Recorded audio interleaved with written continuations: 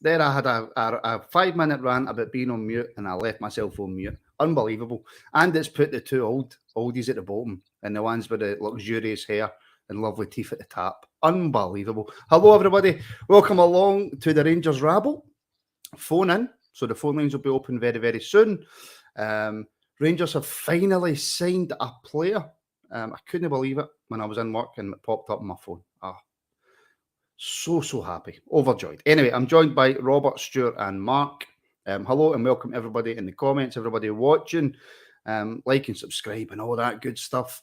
And we shall jump straight into it. Robert, first of all, how are you? Brand new. Obviously, the news today is just going to dominate, isn't it? So, long awaited. I think the longer it went on, there was a wee bit of trepidation, maybe keep him in slightly, thinking, could this be a pre-contract and no a signing immediately? But no, listen, delighted he's coming in. He's got a big expectation on him because all we spoke about for the last 2-3 weeks is the player himself. So he needs to come in and really shows what he showed when he burst onto the scene. In the EPL and the EFL with Norwich. So I look forward to seeing the boy, and hopefully he's the first of maybe one more or two more. So can't wait to see him, hopefully see him Saturday. Right. Before we go into one or two more or whatever, Stuart, let's just firstly discuss the player that we have signed. Number 13, which is, strange. But however, I'm not one of these people that gets fussed over numbers. So whatever his number is whatever his number is. But Todd Cantwell, obviously, is who we're talking about, has joined from Norwich. Not had a lot of games, it's fair to say, under the manager there, who I keep getting his name wrong, so I'm not even going to go there. What's your thoughts on Cantwell joining? So I think I've been on a few pods now where I've been kind of I'm quite excited about this signing. I think it's exactly what we need. I think it's exactly a kind of Beale signing. He looks I know he's not played a lot, but I think actually we need to remember that this is a boy that's played at a very high level. He's played at Old Trafford, he's played at Stamford Bridge, he's played at Anfield. He's actually scored against the majority of those teams as well. So it's not as if we're buying a complete novice here and maybe like the Diallo mould or anything like that. This is a boy who's clearly got talent. Yeah, it's just not worked out for him recently, but that can happen in any walk of life where you need just a new change of scenery, a fresh start and stuff like that. So I think everything, even Beale said it today, his style of play is going to fit into what he wants Rangers to look like. So I think bring a bit of energy into our midfield, which I think is badly needed.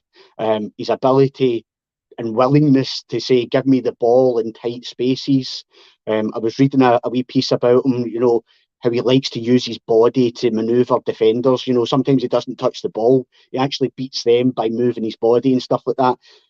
We need a bit more of this. So, yeah, look, I think it's a great signing, and as Robert mentioned, I hope it's the first of many. I hope it's like a bus, that we've got one now coming along and hopefully there's a few more.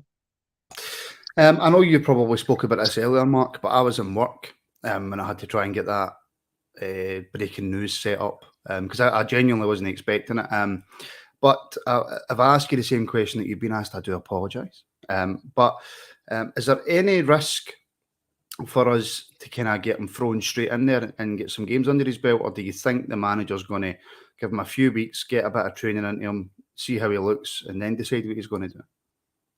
I think he'll probably assess that this week. I think that this week at training, they'll see how fit he is, how kind of sharp he is, and they'll take it from there. I think that depending on the score, the last maybe 15 minutes at the weekend, I think that he'll maybe get a wee run out and a wee kind of just introduce him to the fans. I think, I don't know, is a quick answer. We don't know how fit this boy is, but I mean, if he's a professional athlete and he's still been training at Norwich, so he should be fit. Whether he's match sharp or not is maybe two different things, but as I said, I think he'll get assessed and they maybe give him 10, 15 minutes just to introduce him to the Ibrox faithful, I think.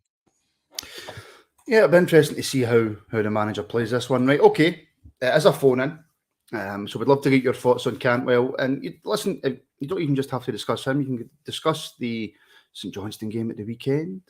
The one just played, because we'll obviously be back on Friday for that phone and discuss that one. Transfers, who else you want to see come in, who else you expect to come in, what positions you want to see covered, anything. So just call now, 0141 628 7237. And I believe, if I have this all set up nice and correctly, that we've got Carol. Carol, how you doing? Carol, you need to switch that show off in the background.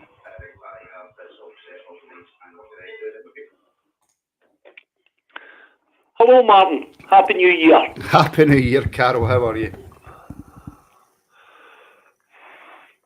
Hello? Hello, Carol. Please tell me you can hear me, otherwise I might just explode. Hello? Carol. No. Is there any... Oh, I think I might just lose the plot, folks. I think I might just lose the plot. Anyway, I'm hoping that was on Carol's end, because we could hear him perfectly well, couldn't we? Yes. So if that was, give us another bell back in, Carol, and we will try and sort the audio problems out. Right. Okay, Robert. I asked you before, have you done your research on Cantwell? You said you have. You've got pages and pages. So what kind of player is he? What positions are we looking at, and what do you expect him to bring? Well, first and foremost, I think what Mark was saying about sort of will he play and will he not play at the weekend? Is he fit? Is he no fit? I don't think it's a luxury we have at the minute, because the midfield just looks absolutely bereft on its knees. So I think he needs to come in sooner rather than later. What kind of player are we getting? One that's going to get you off the edge of your seat, certainly. One that looks like he can score a goal. He scored a couple of goals in the Premier League that had him sort of linked with Liverpool at his peak in that spell. But no, I think he's going to come in, link the midfield and the forward line, and come off the left, come off the right. He's a bit of a live wire in that area of the pitch. So not definitely going to be a positive introduction to the squad, and somebody that we can look to somebody we can look to impact games rather than sort of what we've got already in the midfield. So not definitely one that comes in high regard, and one that I'm looking forward to watching. Robert, do you think he'll play as one of the three behind the striker, or do we think he'll go deeper than that? I was thinking about that today, because he's then got a bit of a, Kent's an absolute certainty. You would think the way Beale talks about Tillman that he's going to play. Sakala's playing really well at the moment as well. So he drops one back. I'm not sure he's one of those two. I can see it seems to be further forward than that. No, and I agree with you there. There was talks in the week about this online, and folk are saying maybe Tillman's the one you would maybe drop back in, because him and Tillman, I would say, are quite similar physically, and then as well as how they like to play. So I think maybe if you're going to drop one back, you drop Tillman back. It's a nice headache to have, though, isn't it? You've got two players that want to go and impact the game in that area of the pitch. So you're not going to play him any deeper than in behind, are you? And what we would maybe call the 10, as it were. You can't play him any deeper than that. He'd be wasted. Yeah, I think the beauty of having him and Tillman, I think both of them can play as an 8 or as a 10. But I think that they're probably looking for Cantwell's a powerful runner from midfield. So him as an 8, probably. I mean, let's face it, we don't need two holding midfielders. So for me, Cantwell's got the legs to get about the pitch. So I think that he's a wee bit more dynamic than Tillman, although Tillman's deceptive, but I think he's more dynamic than Tillman. So possibly as an 8. As I said, the beauty of Cantwell is he can play probably as an 8, box to box. He can play as a 10. He can probably play left or right side as well. So, but I can even see Tillman playing as a 8 and Cantwell playing in front of him as well. So, I mean, like you said, it's a great options and a great headache to have. So, fantastic for me. Brilliant. Sorry, just on that. Actually, Mark, that is what I was going to kind of bring up next. Obviously, look, we brought in another midfielder, but we've brought in a midfielder. We have got now quite a plethora of midfielders at the club. So the fact that we've got Lawrence to come back from injury, we've got Jack, we've got Kamara, we've got Lundstrom, we've got Lowry.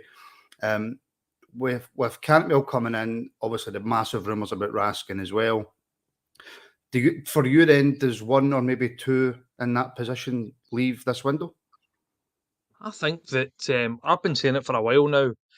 As much as I like Kamara, Kamara's a fantastic player, absolutely fantastic player, but he's not here anymore. He's checked out. I think that for the start of this season, he's just not looked the same player. He's not looked happy. His body language tells you that he's not happy. Obviously, we've heard that he's carrying an injury as well, and possibly maybe need a wee bit of surgery. So that might be the excuse. But for me, as it stands, he's really our only sellable asset at the minute. So for me, he would be the man that would probably get sold, whether it be this transfer window or in the summer. But especially if you're bringing in Raskin. So for me, as I said, he's a sellable asset. But you need to remember as well that we're going to have. But there's Davis out of contract. There's Jack out of contract. There's Arfield out of contract. So that's a massive chunk of your midfield. I know that obviously we're seeing midfield heavy at the minute, but that's not going to be the case at the end of the season. So I think he's trying to build something for the start of next season with that in mind. The fact that they're going to go, I would say I think probably one out of the three maybe get an extra year. I think maybe Jack. I think that Arfield, for the point of view, is I think we've all seen it that Arfield's a great player to come on and impact the game, but he's no a starter. I don't think so. As I said, so you're talking about they three going to leave, so that really leaves your midfield shy, especially of a six, because I think that the likes of Kamara, Lundstrom, and Jack all kind of play that kind of six role, 6 to an 8. So it's that's going to leave you really short. Hence the reason why I think he's going to bring Raskin in, and I think that obviously I know that Lawrence is to come back from injury and a couple of others, but you can't guarantee that. You can't guarantee that they're going to come back and hit the ground running. So it's brilliant if they do come back and hit the ground running, and then he's got a massive selection headache. But if you think about your midfield for next season, if we get who we're getting, you've got Cantwell, you've got Hadji, Raskin, Lowry, Lawrence. So I mean that to me is an exciting midfield that's got legs, it's got pace, it's got youth, got a wee bit of experience in Lawrence and stuff like that. But for me, that looks brilliant. We've not even mentioned Tillman as well. So I don't know whether Tillman they're going to spend the money on Tillman, but as I said, that for me, that midfield, it's got lots of pace, lots of enthusiasm, lots of energy, and a lot of them are good at running with the ball and carrying the ball at pace as well. So for me, back to your question originally, I think Kamara's the only sellable asset out of all of them. So for me, I would sell him if you can make money on him, or sell him in the summer and make money on him. Just sorry, Rob, going back to Cantwell very, very quickly. It wasn't that long ago, and look, I know that listen, a month in football is a long time, right? But maybe a year, 2 years ago, there was talk of this boy going to, some big clubs in England for 30, 40, 50 million pounds. So, look, you only have to look at what's happened to Dele Alli in his career, right, and how that's went downhill. But we have the opportunity, if we can get this guy in hungry and wanting to play again. This could be one of the steals of the decade, or whatever you want to say. We could be onto a real player here. No, listen, when I was doing my research, as it were, I found that he played his best football under a manager that trusted him in Daniel Farke. Obviously, is it Wagner that's come in now? He's not been there too long. I forget, it was Dean Smith in between, wasn't it? Where there was not much action for the boys. So Michael Beale clearly trusts him because he's had him in. And I picked up on a couple of bits from Cantwell's sort of interview that was put on the club website. And he said, the fans want to see a player that works hard and can win games. That to me sounded like the manager speaking. That to me sounded like it came from maybe a one-to-one he's picked up on. So I think Michael Beale seems to implement a lot of trust into his players. You spoke about Borna Barisic and Fashion Sakala having a real, especially Sakala having a real rise into the squad, and that's due to a trust for the manager. So I've got no doubts he's in good hands. It's just about how he wants it, how much he wants it, and how much he wants to revitalise his career and maybe no end up like a Dele Alli. And that's where every transfer, sure, is a risk. But like I says to Robert, we could have a proper player on our hands. If Beale, look, Beale says to us all in an interview that he wanted to sit down and speak to the players and look into the players' eyes. And I think that from Beale's first spell and from since he's come in, he's certainly a man that I've got full trust in. So if Beale sees something in this boy, and we can, let's be honest, for the league that we're in, if we can even get him back to half the player that he was when he was getting touted for these big clubs, again, and I'll repeat myself, we have a serious player. 100%. Look, first and foremost, as Rangers fans, we want this boy to succeed, because if he's succeeding, then that improves our chances of this team holding shiny things up at us on a regular basis. And that's what we want to see happen. But don't, as a strategy for a football club, yeah, if we can get 2-3 years, maybe they've said it's a long-term contract, so we don't know the specifics of that. If you get 2 to 3 years him where he's playing well, not only domestically, but he's also got a chance to showcase his talents in Europe also, then clubs will come sniffing for him again. And that can only be a good thing for us, because we do have a player trading model, and it's all, we do need to think about that. But first and foremost, yeah, if he feels wanted and he's in that environment, I mean, he's already on the training pitch today. I don't think this deal was done. I think they just wanted to let him get on with training and stuff like that. So I don't think he'll start on Saturday, but he'll be in this team shortly, because Beale knows that we need to kind of freshen it up. And yeah, I'm excited to see what he can do for us. Yeah, I think we all are. I think we absolutely all are. John Batchelor, 449 super chat. John, thank you very, very, very much. And if only John will know what this means, but if you can just give me a yes or a no, John, and confirm that it was you that I was speaking to earlier. I'm not going to go into anything on here, as you well know, but if you can just confirm that it was you that I was talking to earlier, that would be absolutely great. As most of you have probably realised, I am having some slight technical issues again with the phone in, which is really, really, really, really frustrating. But I promise I will get it fixed. I have to get it fixed, because so frustrating, so frustrating. Okay, Mark. Right. Well, we've discussed Cantwell. Firstly, are you surprised that it's took 23 days for the board to act? We don't know how long this Cantwell deal has been agreed. However, it has still took until the 23rd of January to get that first one announced. Yeah, well, us as fans, we're desperate. We want them in first of January, 2nd of January. We want them in straight away. So, as fans, we always want it. I mean, these things aren't easy. These things take time. There's lots of moving parts and stuff like that.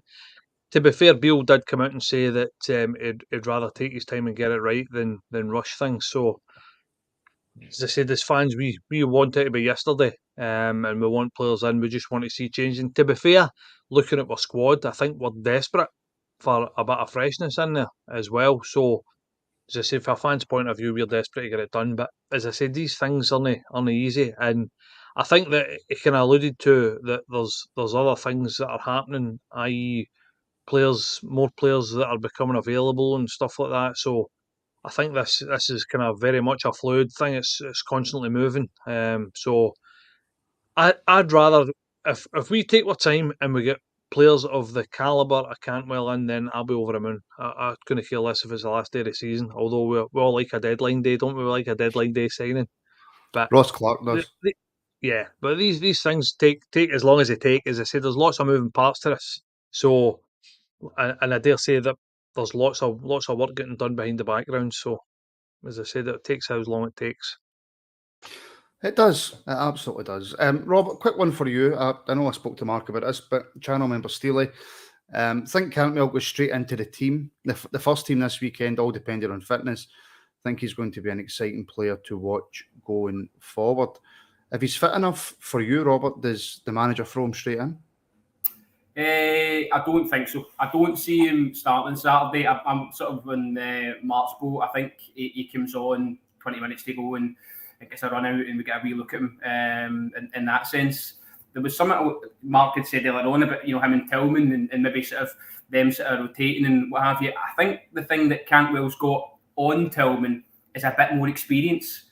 This is probably Tillman's first foray into professional football in terms of consistency and playing games every week and having that pressure on him. So Cantwell's done that, and he's done it over a longer period of time than Tillman. So no, I think the general consensus is the same as the boy that's just commented there. We're all really excited by the prospect. I don't think we'll see him rushed in starting at the weekend.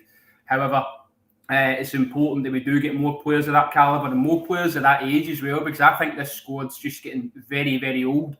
Mark touched on the three boys, Jack, Davis, Arfield. I've said it before in the pod. I don't want Arfield and Davis to be renewed, regardless of the history of the club, what they've done for us. Brilliant servants, but it's time we move on and time we bring in something else, something fresh. Jacko, I'd give a new deal to, certainly, because I think he could be useful.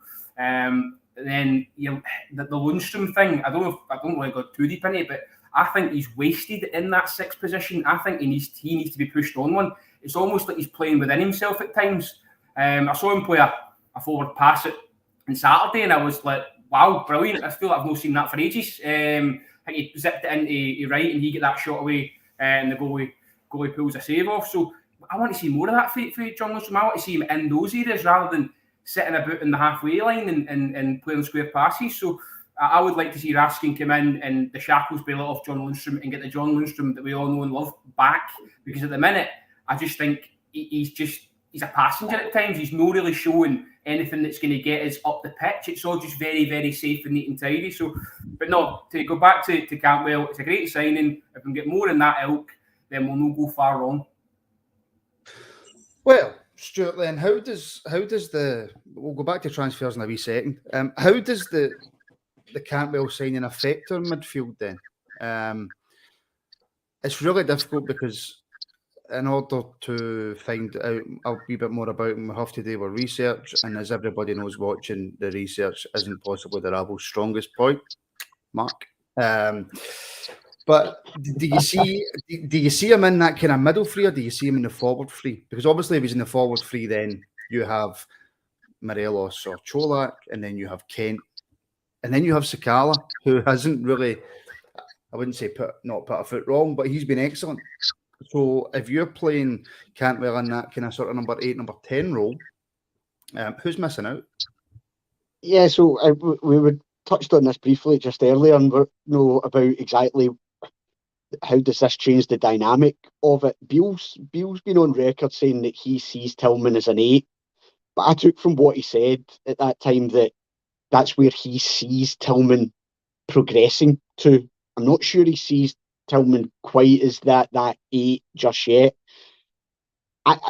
Cantwell, to me, and from what I have done a bit of research, so there we go, right? So he looks as if he is someone who at times does like to drop deep to get the ball and then start moving, getting the ball forward. He likes to take the ball in a bit of a run and start trying to engage folk. So he could play, I think Mark had mentioned earlier, how many times have we sat at Ibrox? Why are we playing 2 holding midfielders against, a team that's parked on their 18-yard box? We don't need that. So we could start freeing up and actually go far more attacking and saying, right, we need one sitter, but actually we've got a Cantwell playing in that middle area with the option to go forward as well when he wants. It might just be that he's got a chance now to just rotate a bit, over those 3 games there. Yeah, he took Tillman out for the Kilmarnock game, but he was kind of asking the same guys to go to the well, which did include an extra time period. And I think particularly Kent and Sakala, I thought you could maybe start to see by the end of the game on Saturday were a bit knackered because of the pitches and so, etc. playing. So just having another option in there, giving guys a bit of a breather will help as well. But look, it's going to be interesting. You know, this is the start of us now getting to see a Beale team being put together. You know, he's been working with some of Steven Gerrard's team and a Van Bronckhorst team. This is the first signing we're now going to get. So it'll be interesting to see how that midfield looks. I think we'll see a relaxation of those two holders. I think that will become one, and with it more of a dominance then, saying particularly at Ibrox, right, actually we're going to attack you. You need to worry about us rather than us. Actually, we'll have these two who play side to side passes. I think he could do both. I think he might start in the three behind the striker though to begin with. Robert, how long have we been asking to just play one sitter? We asked for it obviously under Gerrard, and I don't know. Is it fair to say that we always use two sitters in games? Because football now tactics is so, it's developed so much. It's not a case of Football Manager where you set out a formation and the players just purely stick to that formation. Players are fluid now; they move around the park a lot more. So, I mean, has Stuart got a point there where you might just see the one sitting back, especially by the way, obviously, that the manager wants to use our fullbacks? No, you could be right, but I think that also means a change in mentality, because I believe that playing these two sort of protectors has fed into this anxiety that the manager talks about, this sort of fear of losing goals rather than scoring goals. And I think of late, the best goals we've seen for Rangers have come for just omitting the midfield, coming down the sides, using the forward players, linking up and getting the ball into the box and finding where it was Roof or obviously Barisic at the weekend there. So, to be honest, I listened to you and Willie and I think it was Craig, the post-match at St Johnstone, and there was talk about, you know, we're just winning games and we're maybe not doing a lot in terms of getting over the line. However, I think we're going to see that till the end of the season. I don't see Beale having enough time to implement everything he wants with the squad to get them playing the way he sort of sees. Add to that, I think the personnel is going to be massively different come the summer as well. So you've got that to contend with. So those two together, I think he sort of said he'd leaned on all the sort of the Gerrard squad to draw on past training sessions and past tactics and say, look, we might need to do this and tweak this here and there. I think you're going to see a bit of that to get us to the end of the campaign and then give a full pre-season and watch us go, because you need to be quick. You need to be quick in your attacking play, and the best teams in the league are. And we're just, I don't think we are consistently, you know, with that tempo and the attacking field. So he's going to need to work on that if he's going to get the best results with these players. Fair enough. Before we come to more transfers and speculation and stuff, Mark Steely again in the comments. It will be good to see how Cholak plays under Beale. He's not had a proper run of games due to injury. It will especially be interesting to see how Cholak and Morelos play together. Exciting times ahead. Now, take away the Morelos. There you go. There's a name for the two of them. Take away Cholak and Morelos playing together. And if we look at it from the perspective of Cholak playing up front himself, if you have players like Cantwell in there who can find a pass, who can find space, who can deliver a ball, because the way that we play just now, even though Cholak scores so many goals, I don't think the way that we play fully suits him. So if you can bring in players with a wee bit of industry, with a wee bit of imagination, I mean, surely that can only help him. I think so, yeah. I mean, one thing we can say about Cholak, you give him a chance, he'll put it away. Which for me is the hardest part of the game, is to get the ball in the back of the net. And as a striker goes, Cholak only needs really one chance, Bosch, and he'll put it away. And sometimes he's quiet in games, but he's quite intelligent with his movement. If you watch him, he makes a lot of good runs that a lot of the time don't get seen by the other players. Hopefully you bring in a couple of players that have got a wee bit more guile, like you said. and can get used to his runs and his movement, because I think his movement's really good. I don't think he's the type of player like Morelos that's going to barge, bump, and harry defenders, but he's a wee bit more He cultured doesn't need to. as He far as doesn't I'm have to concerned. be, does he, Mark? He doesn't No, need to be no, that player. 100%. So, but as I said, under Beale, we don't really know what Beale's going to ask him. I think Beale likes his striker to link up, and I'm not too sure that that's his game, to link play. And so I don't really know. I'd like to see him getting a run. I think that it's pretty unfortunate. He's been in great form, and then all of a sudden change of manager, and he's had a few wee niggles, and he's struggled to get going again. And I don't think Beale's really seen the best of him, or really had a good look at him to see what he can do, because obviously he's been injured. But for me, he's a great player. I think that, as I said, his movement's really good. So you're hoping that with bringing in the likes of Cantwell and stuff like that, there's a lot more movement there, and I think that that's what he needs. He needs people moving in front of him, to create space for him. But if you create space for him, give him a chance, he'll put it away. So it could work in his favour. The fact that we're going to have a lot more fluid players in front of him. So they're just talking about whether Tillman or Cantwell and stuff like that, where they're going to play. For me, if one of the two of them is going to play as an 8, when we're attacking and we're only going to play one defensive midfielder, then it's almost as if they two are going to be 2 10s. You're going to have Kent on the left, and even Sakala or this other boy that we're looking to sign on the right hand side. So you're probably looking at one up top with 4 behind them, which makes us a lot more potent going forward. But Just on that, Mark, did Beale not make a comment at the weekend though that he was quite excited that he's now finally get the chance to see Cholak and Morelos play together? So could we see 2 up top? Well, yeah, I mean, you could, but I think what he's thinking about with Morelos and Cholak playing together is, I think he's going to move Morelos wider to the right hand side when Cholak's playing. I think that's the role that he sees Morelos, because I think Morelos can link play, and I think that as a kind of wider, rather than a centre forward, just slightly wider. Obviously not as a winger, but between the winger and the striker, that kind of position. I think that what's his face, the big boy that what's his name that we signed, he kind of played him there. I can't remember his name. What's the boy's name? You can't just keep saying the boy and expect us to know who you're talking he's about. smashing it. Big striker that we signed and scored a couple of goals, but never really done it, and they sold him.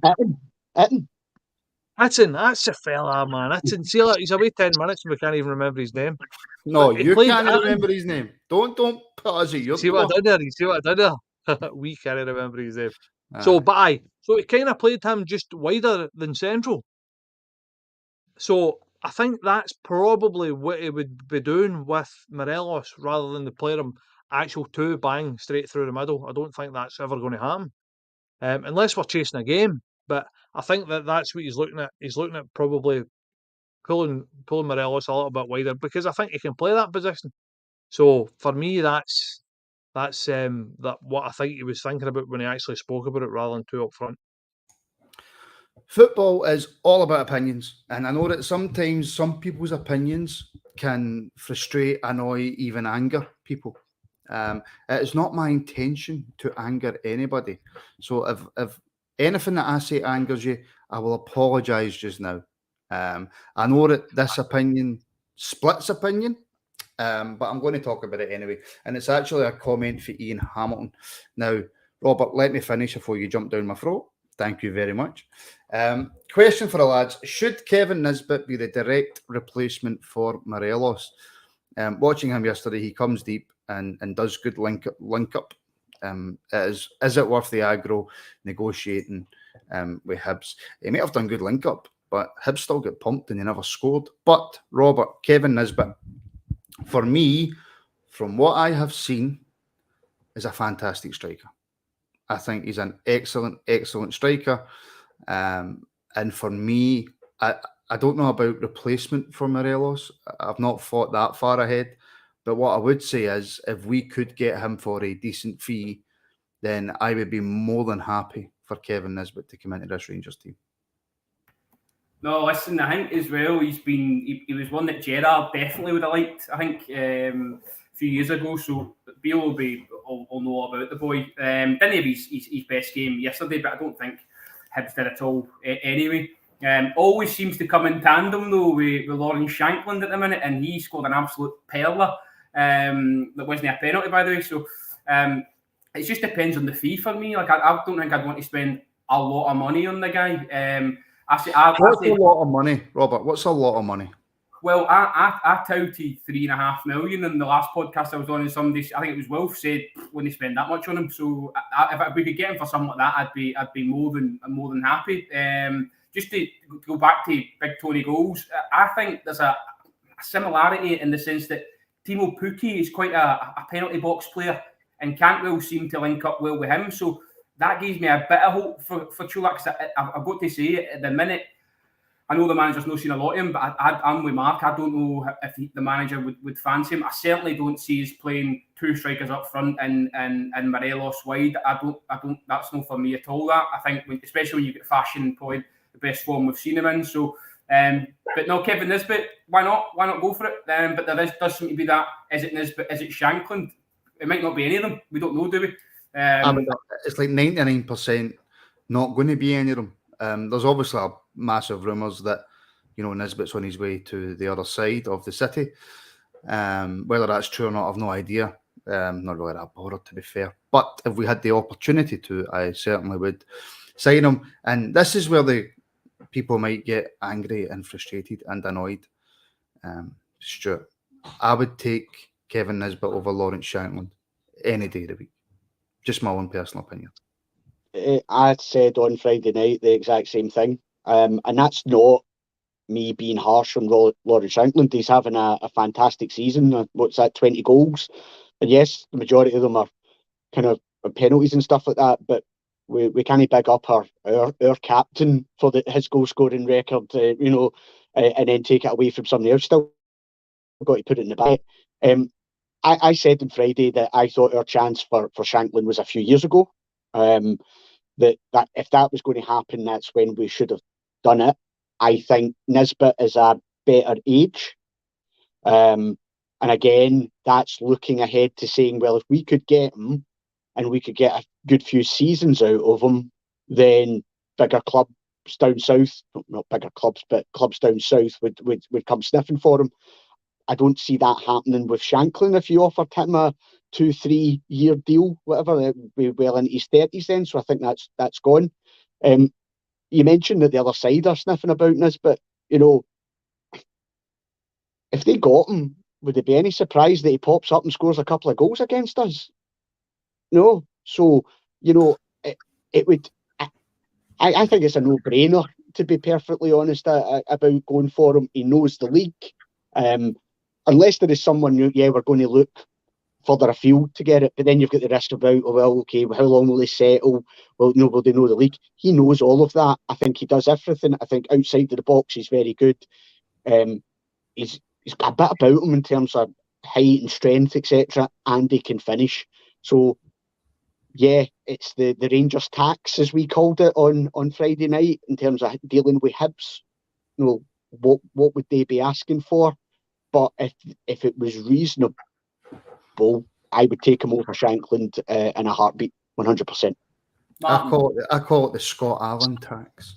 Martin, yeah. I can just hear JD ringing in my ears. He used to be one for this. Are we actually in for these guys, or is it just Twitter talk? And I think this one maybe falls into the latter category, because I don't see. Obviously, the manager's been very vocal about players this window. Very vocal about all the players that have been put towards him. He'll give you something about him. Kevin Nisbet's not one that's getting put towards him. However, this debate's growing on Twitter. So, no, I have to say I'm in Jamie Duff's boat on this one. I think it might just be supporter talk and no actually anything coming for the club. But just on that, Martin, as well, maybe we should actually be having a think about, why didn't we just take the plunge when he was at Dunfermline? Dundee United. No, Nisbet, when he was at Nisbet. Sorry, I thought it was Shankland. Sorry. When he was, and we could have probably got him for £250,000 to £300,000, just as a young a young potential, target, see what we got. And if it didn't work out, because then Stuart, there would have been no chance that he makes it into the first team. Well, but then but then again, maybe that's something that as a club we need to work on. But we're now kind of talking, well, what should we do? And we're talking £3.5 million. He was available for £250,000 at one point, and maybe we as a club need to be better at saying, well, actually, let's take a punt on that and see what we've got, because he's performing at a very decent level, and he would score goals for Rangers. Listen, see the way that I look at it, right? Robert Robertson, which is, again, one of my favourite names, right? Martin, Shankland's stats blow Nisbet out the water, right? I understand that. I completely get that. Where I'm coming from is I look at the player, I look at the team that he's currently playing in, I look how that team are playing, and I look how he looks while playing in that team. And then I ask myself, if Kevin Nisbet was in that Hearts team right now, would he be doing better would he be doing better than Shankland? And for me, Mark, he would, just simply because Shankland's a great player. And listen, see if Rangers went to Hearts, there's what you want, we're taking Shankland. I'd be delighted that he's coming to Rangers, right? Because I think he's a quality striker and I think he would score goals for us as well. I just look at the two players and I think that Nisbet's got more about his game, and I think that he would probably score more goals at Rangers. I agree with you. And it's not often I do that, but I agree with you. I think Nisbet's a smashing player. I really do. I think Shankland's a good player as well, but Shankland's got a few years on Nisbet as well. Remember, I think that we have, as a fan base, we have got a thing about Scottish players. We think that we have a God-given right to get them for 250,000. This is what these players are going for. I mean, look at Ferguson, etc., etc. They're all going for this kind of money, and when they're moving, they're doing well, and then they get down south for bigger money. So our problem is that his second name's no Diaz, and he's no Portuguese, or he's no Brazilian, or he's no. This is the problem. And see, for years we bought from the other Scottish clubs, and we cast our net, and we took the best players for each club, and we brought them in. And granted, we paid then 800,000, 900,000, maybe $1 million here, there. But that was in the times where we were spending 5 million in players. And do you know what I mean? So it's relative. We're not spending that money in players, but these players that's what they're going for. That is their market value at the moment, whether we like it or not. But because they're Scottish doesn't mean they're crap. As I said, if you look at their goal scoring record over the last couple of years, they've done it consistently. Both of them have done it consistently. Both of them are Scottish, and both of them know the game and can handle the rough and tumble. So, for me, rather than bringing 3.5 million of some Spaniard that's never played in Scotland before and has never experienced hailstones up at St Johnstone on a Wednesday night, that you can bring in a player. All right, it might be the money that we don't really want to spend, but you can bring a player in that's done it, tried and tested in the league, good players, knows the league, knows the game, and can fit into a squad. So for me, I know it's expensive. I know that it's 3 million this and 3 million that, but we can go and spend 3 million in an Argentinian boy, and we'll all be raving about him. And all we've done is looked at him on YouTube. So, and we'll all be over the moon. We'll all be excited, but we're not excited because it's a young Scottish boy. Boy's an international. Scores goals. He's scored goals every season. So I don't understand why everybody's like, nah, he's no good. I've done it with Ferguson as well. Young boy Ferguson, smashing it in the Serie A, but because he's Scottish and because his second name's Ferguson and because his Danny's brothers played for us, no, we don't like him. He's not good enough. He's good enough in the Serie A. So if he's good enough in the Serie A, why are we not looking at him? And why is your fans going like that? Oh, turning their nose up at him? For me, it's a strange one. As I said, these young boys, we should be cherry picking the best players in our league and playing for us. Simple. I was against Ferguson. I was against Lewis Ferguson coming to Rangers, but just purely because I didn't think he was personally good enough. I wasn't blinded by what nationality he was. who his uncle is, who his dad was, although his uncle conveniently started a podcast that's on at the same time as us on a Monday, which was awfully nice of him. But yeah, Lewis Ferguson for me, I just never thought was good enough, and I think it's maybe because I didn't like him. And that happens with players. That absolutely happens with players. But yeah, I get it. I could be completely wrong. We could sign Nisbet tomorrow and he could come to Rangers and never score a goal. But I don't think that would happen because I think he's a cracking player. I think Shankland's a cracking player. How much would Hearts want? How much would Hearts want for Shankland? No idea. It'll be a good few million, I bet. You know, they're not going to just let him go for 500,000. So again, if you compare the two, as Mark says, Shankland's got a number of years on Nisbet. So are you willing to pay 2 million, 2.5 million for Shankland and probably recoup none of that? Or would you rather push the boat out a wee bit further for Nisbet, knowing that there is a decent chance that you could recoup that at least, if not more, on him going forward? Yeah. Anyways, look, we'll park the Nisbet Shankland chat there. I think we've spoken about that for long enough because I think, as Robert says, it's two signings that I would imagine aren't going to happen anyway. But somebody asked a question. You ask a question, sometimes you get debate about it. But I was wrong about Lewis Ferguson because he's went to Italy and he's absolutely turned up. So I was wrong about that. But sometimes you're right, sometimes you're wrong. Okay, Robert, we have made one signing. Just one. Will we be making more? Without doubt, we'll be making more. It's just a question of when. They're asking one is going to be a either in now or a pre-contract. And I think that maybe ties in with a question you asked at the start about, you know, why did it take so long? I think if the players were in contract, you maybe get a deal sort of done a wee bit quicker because it's just a case of negotiating a fee and then negotiating the wages. But this one sort of dithering a wee bit. So I think, do we pay that extra bit or do we wait, kind of thing? So someone said on here, I don't know if it was last week or the week before, about Raskin being in the under 23s with us now, and he's nowhere near the first team squad. I don't know if that's right or that's wrong. And then there was a wee Instagram thing of his on maybe the weekend, Saturday, Sunday. He's in an exercise bike watching a game of football. So I don't know if he's over here, if it's being discussed. I don't know where that one's at. And then obviously closer to home is the boy down in Wales, which I think maybe fits the bill a bit more in the sense that we've been crying out for a right-sided, you know, player for a long time. So definitely going to be incomings. We know that for a shadow out, but it's just when, isn't it? It's when we can get them in. You're still on mute, Martin. I'm on mute. Unbelievable. You think I'd been doing this long enough, wouldn't you? Tim Sharp, Martin, you're a good host, but you know nothing about football.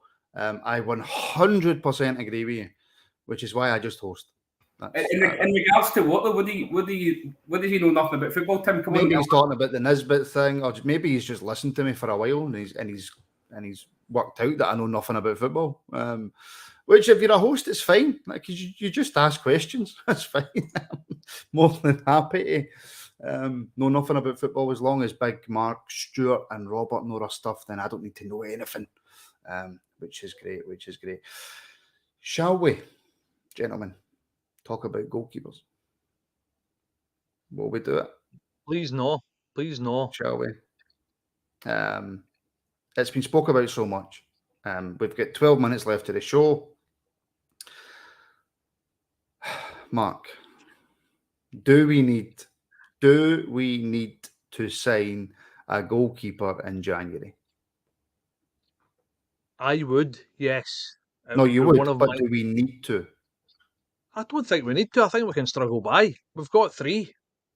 So we don't physically need to buy anybody. But we still get, I mean, the 3 that we've got, I'm saying 3, the 2 that we've got, because we've never ever seen the third one. So we don't even know if he even is a goalie, because I think we've seen him twice. But the 2 that we've got, I think we can struggle by, no problem. I think that the 2 that we've got, although we're not happy with them, I think the 2 that we've got would pretty much walk into almost the rest of the teams in the league. So they're still good goalies. I'm not going to sit here and go, they're rotten and they shouldn't be kicking the ball. I've played football for Rangers, but for me, we need a goalkeeper. I think that they are good. but they're no good enough. CGM knocks it right in the head. Absolutely, 100% spot on. Football knowledge is no requirement for the rabble. Besides, Martin can just read the chat and get all our wisdom. Perfect. 100%. Stuart, I kind of agree with Mark. In terms of goalkeepers, do I agree? I don't know. Because for me, there's still a tiny part of me. There's still a part of me, actually, more than a tiny part, that believes that we can still win this league, right? I don't know what, because I'm normally such a pessimist, right? And I would say to myself, we're so far behind. You know, we're getting there. We're kind of every week you're running out of games. But I just think the way that we've played, the way that the team's looked since Beale's came in, he's obviously going to bring in his own signings in January. Hopefully they gel quickly. You know, the league's not done. But in order for us to get to that point of possibly clawing back the deficit and going on to win the league, do we need a new goalkeeper? I think Beale will look that he's got more pressing concerns elsewhere in his team at the moment. The answer is yes, because as Rangers fans, we've been blessed for a long, long time in having confidence with whoever's been between those sticks, that, you know, they might only be called on once or twice a game, but they'll make that save. I don't think we feel that at the moment, that because even in the 55 season, McGregor made some unbelievable saves at times. You know, although we were completely dominant, he was our player of the year. Let's be honest, because he was phenomenal. I don't think Rangers fans have the confidence in our goalkeepers at the moment that they're going to win us points. Whereas I think we feel that actually there's more chance that they might make a howler and chip something in. But I think Beale has probably looked at his squad and thought, yeah, that's something we need to do. But at the moment, there are more pressing concerns and across the squad, midfield being one of them, which I think is quite clear that he's with the players that we're kind of going for, that he's trying to identify. I always found it really strange in the summer why we offered all three of these goalkeepers new contracts. To me, that didn't make sense. It was almost as if you're just kicking a problem, that can, down the road a bit, knowing fine well that you're going to have to deal with it at some point. It made no sense. So the answer is technically yes, but I don't think we will sign a new goalkeeper during this window, because he's looked at his squad and thought, no, I need to concentrate on those areas first. Right, okay. Well, look, we've got 7 minutes left. So if you want to get your points in the chat, not on the phone, I'm gutted. I'm genuinely gutted, but it will be. I promise I'm going to get this sorted once and for all. If you want to get maybe a couple of questions in the chat, and I'll try and get a couple of questions read out and we'll answer them before we finish. Robert Stewart says that Beale will have more pressing concerns in positions that he wants to get in. So for you then, what are the positions that we need to get covered in January? In January, well, I think it's the two that we've mentioned. It's the six, obviously, to give Lundstrom a bit of rest. I think that the manager said after St Johnstone, he's not had the luxury of being able to rotate the squad, which I think sort of filters into, he was getting hammered with questions saying, are the players sort of running out of legs, and sort of that alluded to the Cowfield comment, which I thought was brilliant. So no, definitely the six. Do we really need the boy Whittaker, in the sense that Fashion is playing really well at the moment, and Scott Wright seems to be getting great praise coming off the bench. I mean, I don't want to be deceived by that, because I still think he'd need to be moved on, Scott Wright. I don't think he's going to take you on to the next level. So he's been okay. He's been reliable when called upon, and certainly seems to have come alive in that semi-final we came on, and done okay when he came on at the weekend. But I think you could probably hang fire with Whittaker if it didn't come with one. I wouldn't be too fussed. Just on the goalkeeper thing, again, nobody's getting linked. You're not getting linked to a goalkeeper, so that would tell you that no, it's not a concern. And Mark used a really sort of peculiar word. He said, "We'll struggle on with the ones we've got." That tells you we've got an issue there. doesn't it? If you're struggling on with the players you've got, it's no good situation to be in. My issue is not actually the personnel themselves. Like, I think they're all sort of what's the word I'm looking for? They're all reliable goalkeepers in a sense that they know what they're doing. But it's the chop and changing that's bothering me. Like, you know, you want your goalie to be a goalie, and you know he's going to be there every single week. And it's McGregor, it's McLaughlin, it's McGregor, it's McLaughlin, it's the okie cokey bit with goalkeepers, and it's not something I'm enjoying. And then obviously he mentioned as well that McCrory's going to get a run at it. So when does that happen? I mean, is that against Partick Thistle in the next round of the cup? Is that in the split when the league's done? When do you do that? So it's a strange position to be in, but we've only got ourselves to blame because, as Stuart says, Alan McGregor came on for that swan song at Hampden in the Scottish Cup final, and everybody thought, right, that's it, he's away.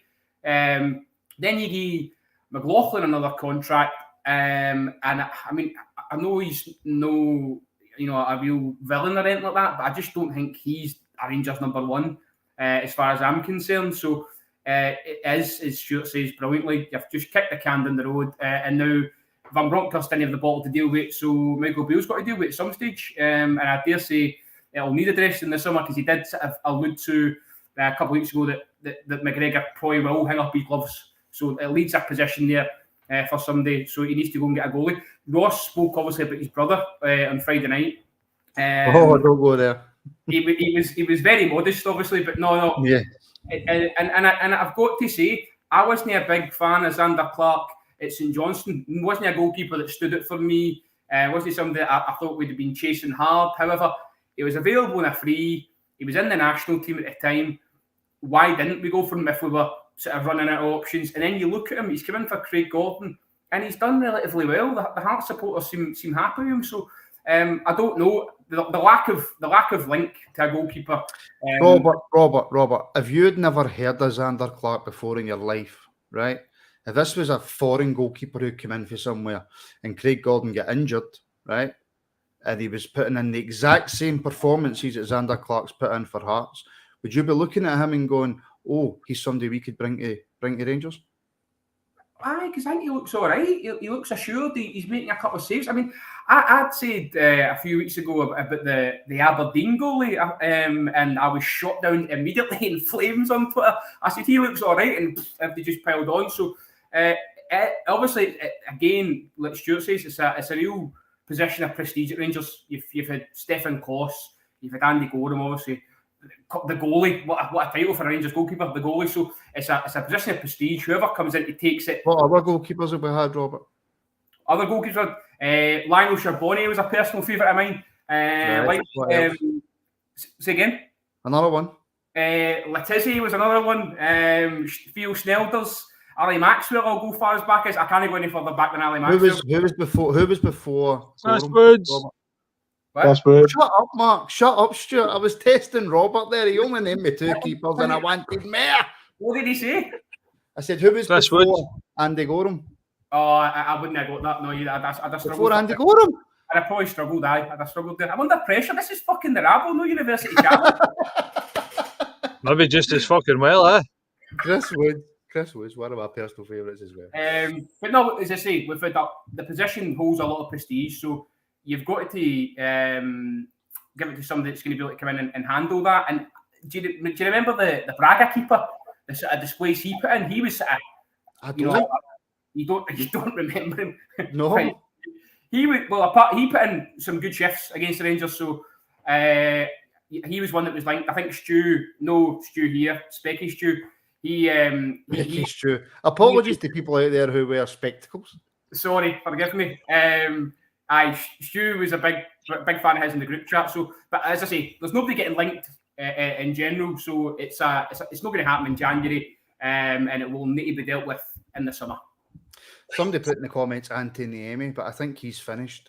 Oh, that's such a bad joke. No, he's not. I'm so sorry. I'm so sorry. Folks, that's us. That's our up. That's really difficult to say. Thank you so much for everybody for tuning in. Please give us a like and subscribe. I'm going to fix these phone lines once and for all, because I don't know if you've all noticed, but my camera went off because I was jumping about like a dafty, screaming and shouting. So yeah, my thanks to Robert, Stuart and Mark. Thank you for joining me, lads, on a Monday night when if you're like me, you're just desperate for your bed because you're so tired.